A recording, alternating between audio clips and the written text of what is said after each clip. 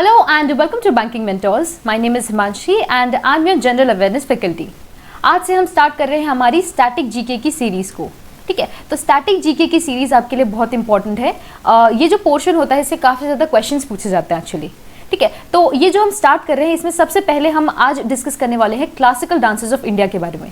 वैसे जो डांसेस हैं इसमें फोक डांसेस या फिर रीजनल डांसेस जो हैं उनसे भी क्वेश्चंस पूछे जाते हैं। तो इसके बाद जो आपका वीडियो आएगा उसमें जितने भी स्टेट रिलेटेड डांसेस हैं उसको हम डिस्कस करेंगे, लेकिन आज के सेक्शन में हम सिर्फ इंडिया के जितने भी क्लासिकल डांसेस हैं उसको डिस्कस कर रहे हैं। So without any further ado let's start today's session.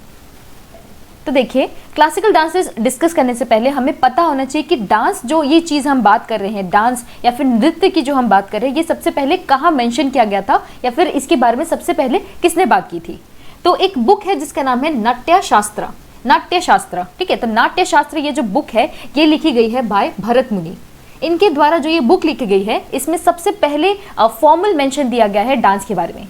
तो अगर क्वेश्चन पूछा जाए कि पहली बार डांस का मेंशन या फिर फॉर्मल मेंशन किस बुक में किया गया है तो वो है, तो उसका आंसर क्या होगा, नाट्यशास्त्र, और इस बुक को लिखा गया है बाय भरत मुनि। इसके बाद हम शुरू करेंगे हमारे क्लासिकल डांसेस के बारे में डिस्कशन। देखिए, इसमें आपको पता होना चाहिए कि टोटल इंडिया में कितने क्लासिकल डांसेस हैं। तो 8 टोटल जो है क्लासिकल डांसेस हैं। इसका नाम देखें तो वो है भरतनाट्यम, कथक, कथकली, कुचिपुड़ी, मणिपुरी, मोहिनी अट्टम, ओडिसी और सत्रिया। जो आगे हम डिस्कशन करेंगे उसमें एक एक डांस को हम देखेंगे कि ये किस स्टेट को बिलोंग करते हैं, और प्लस हम जो है थोड़ा सा डिस्क्रिप्शन देखेंगे इस डांस के बारे में, और इसको याद करने की एक ट्रिक भी हम देखेंगे। ठीक है, किस तरीके से हमें इन डांसेस को याद करना है उसकी एक छोटी सी ट्रिक भी हम डिस्कस करेंगे। तो सबसे पहला जो हम डांस देख रहे हैं वो है भरतनाट्यम। तो देखिए, सबसे पहला जो हम डांस देख रहे हैं वो है भरतनाट्यम। क्या है भरतनाट्यम? देखिए, कोई भी हम जो आगे डांस देखेंगे उसमें कोशिश करेंगे कि इस डांस के नाम को ही इस तरीके से तोड़े कि उससे हमारा स्टेट का नेम निकल के आए। ठीक है, तो कुछ भी वियर्ड लॉजिक लगाएंगे, कोई भी तरीके का वियर्ड लॉजिक, अजीबोगरीब लॉजिक लगाएंगे जिससे हमको याद हो सके, क्योंकि माना जाता है कि जितनी ज़्यादा वियर्ड चीज़ें होंगी उतना जल्दी हम उस चीज़ को ग्रास्प कर सकेंगे और उतना जल्दी याद कर सकेंगे। तो भारत जो यहाँ पे बोल रहे, भारत यानी कि भारत, तो भरतनाट्यम में क्योंकि भारत आता है तो भारत का कोना कौन सा है, तो वो है तमिलनाडु।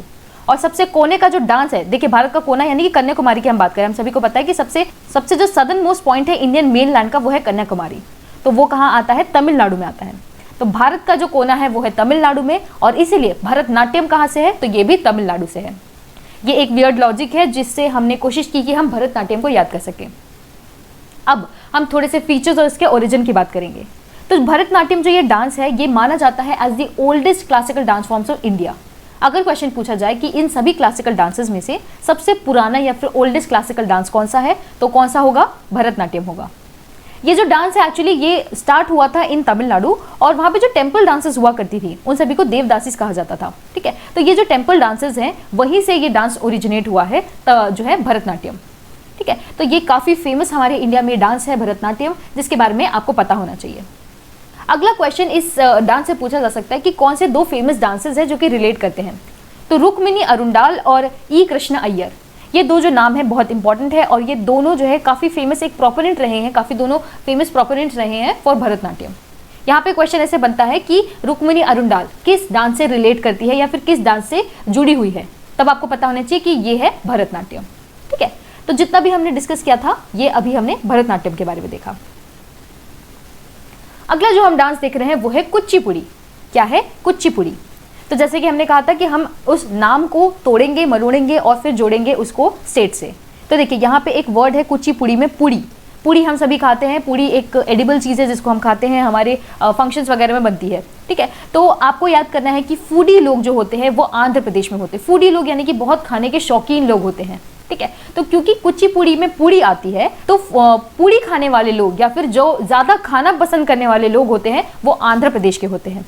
तो इससे हम क्या याद करेंगे कि कुचिपुड़ी की जो डांस है वो कहाँ से बिलोंग करती है, तो आंध्र प्रदेश की। क्यों? क्योंकि वहाँ पे ज़्यादा फूडी लोग हैं। ठीक है, कुचिपुड़ी आंध्र प्रदेश। अब चलते हैं इसके थोड़े से फीचर्स देखते हैं। देखिए, ये जो डांस है कुचिपुड़ी ये एक्चुअली शुरू हुआ है from an Andhra Pradesh village Kuselavapuri. तो ये जो विलेज है यहाँ पे एक्चुअली ये कुचिपुड़ी डांसेस हुआ करते थे, और उसी वजह से इस डांस का नाम पड़ गया है कुचिपुड़ी।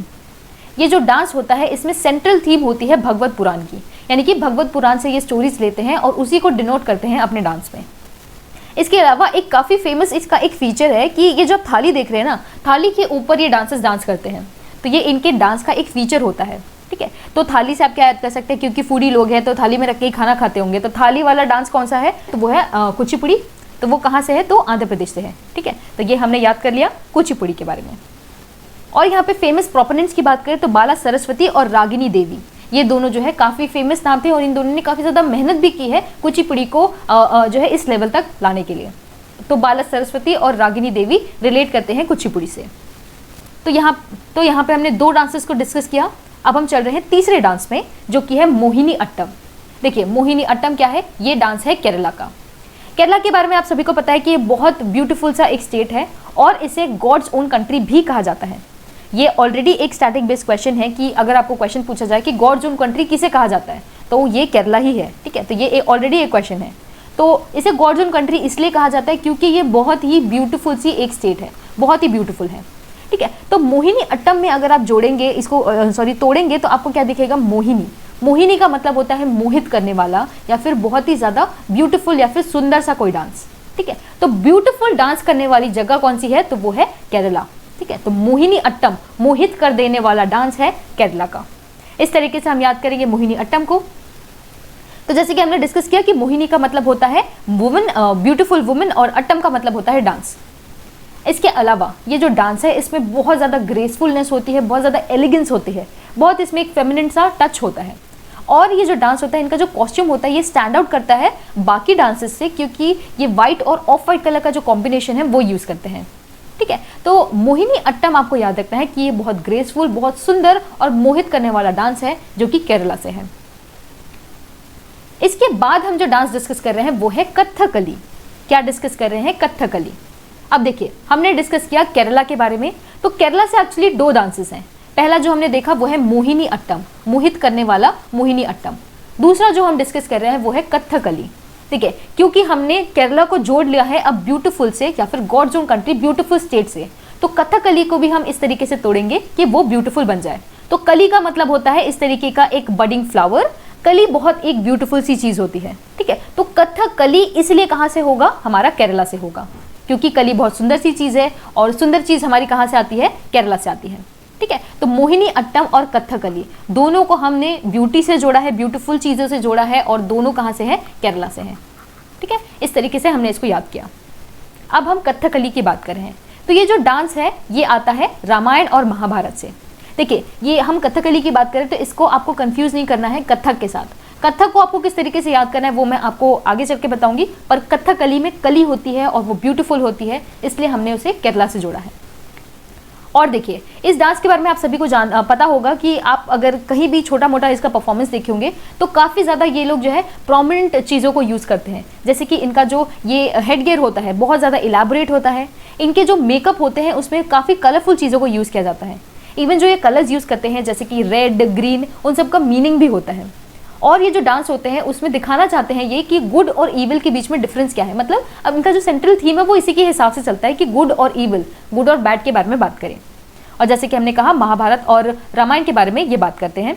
इसके अलावा इनके डांस में जो है आईब्रो मूवमेंट और आई मूवमेंट काफ़ी ज़्यादा इलेबोरेट होते हैं, ठीक है। यानी कि फेशियल मेकअप जो होता है बहुत अच्छा होता है और हेड गियर्स और इनका जो कॉस्ट्यूम्स होते हैं वो भी बहुत ज़्यादा प्रोमिनेंट होते हैं।